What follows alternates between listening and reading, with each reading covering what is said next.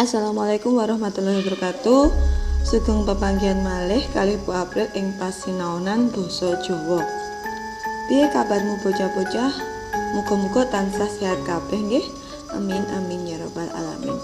Sadurunge Ibu wiwiti pasinaonan ing dina iki, Ibu ora lali ngelingake awakmu kabeh supaya njaga karesikan lan tetep ana ing omah wae supaya pandemi corona iki enggal purna lan awake dhewe bisa sinau bebarengan ing SMP Negeri Setunggal Kudu.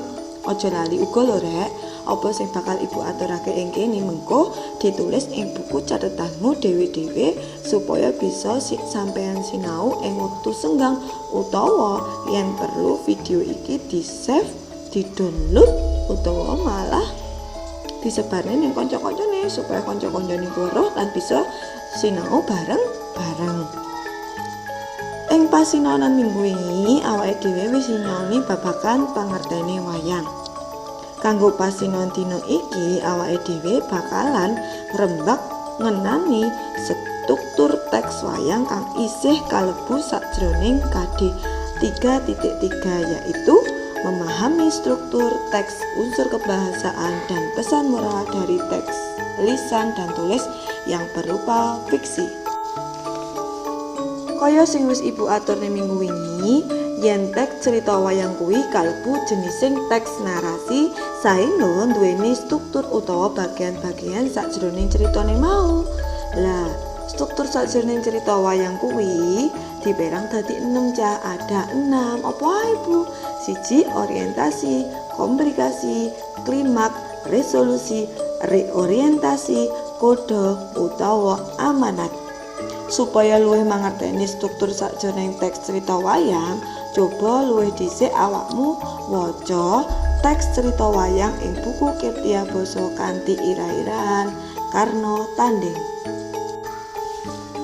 Nah, umpama wis sampeyan waca, rampung sampeyan waca, bisa sampeyan delok dhewe sajroning cerita teks wayang iku mau wis ana ta bocah-bocah tondo-tondo perangan endi wae sing kalebu struktur teks wayang.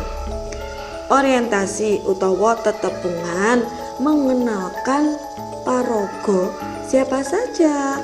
Tokoh-tokoh dalam cerita iku mesti manggon ana neng dhuwur dhewe. Mengenalkan tokoh sajroning teks cerita wayang kanthi irah-irahan Karno Tanding mau manggon ing paragraf 1 nganti ing paragraf 2 yaiku Wadyabala Kurawa lan Pandhawa, Pangeran lan Raja, Prastawa utawa perang Bharatayuddha, latar wektu, panggonan sarta kahanan lan sapanunggalane kuwi manggon kalebu sajroning struktur teks wayang kanthi jeneng orientasi utawa tetepungan, mengenalkan siapa saja tokohnya, mengenalkan apa saja, di mana letaknya dan sebagainya. 2. Komplikasi. Nah, komplikasi ing kono kuwi ing sakjroning teks wayang kanthi irahan Karno Tanding kuwi titikane wiwit ana perkara, munculnya sebuah masalah. Yaiku apa konflike? Konflik sakjroning ceritane mau yaiku konflik ing batine Yudhistira nalika kudu milih senopati. Kira-kira sapa ya sing kudu tak pilih? Nah, konflik amarga Arjuna kuwi ora gelem dadi senopati. Nah, komplikasi kuwi manggon ing paragraf 3 nganti ing paragraf 6.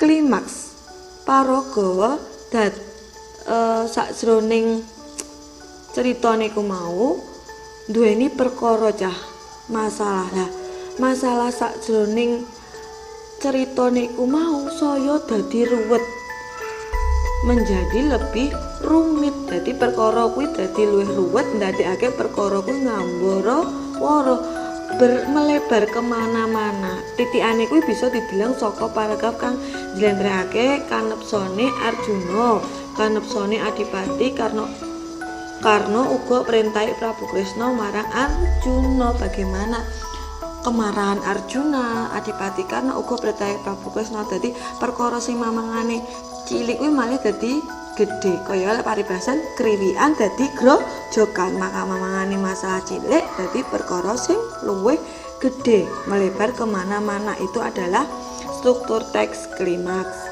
4 ada resolusi. Nah, perkara perkara sing wis ana kuwi kudu enggal diudari cah.